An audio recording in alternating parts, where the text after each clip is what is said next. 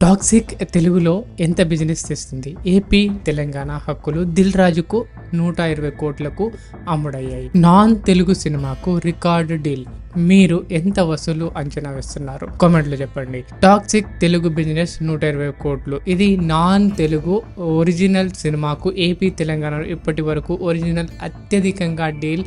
KGF 2 తర్వాత yes market Telugu స్టేట్లో ఎంత పెరిగిందో ఈ డీల్ చూపిస్తుంది. 3 పెద్ద డిస్ట్రిబ్యూటర్లు పోటీ పడ్డారు. చివరకు ఎస్విసి విజయం సాధించింది. ఈ డీల్ ఫిబ్రవరి 2026లో ఖరారైంది. ఆగస్టు 26న రిలీజ్ కాబోతుంది ఈ మూవీ. అందరూ అడుగుతున్న ప్రశ్న ఒకటే, తెలుగు స్టేట్లో ఎంత బిజినెస్ చేస్తుంది అని. కొందరు 120 కోట్లు అంటున్నారు, కొందరు అతిశయోక్తి అంటున్నారు.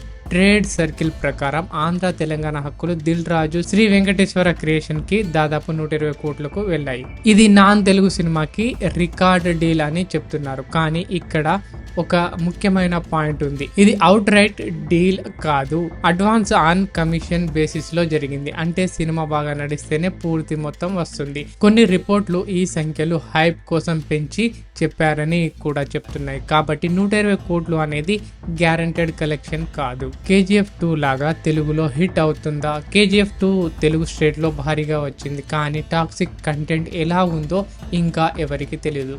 డబ్బింగ్ సినిమా కాబట్టి లిమిటెడ్ ఉంటుందా?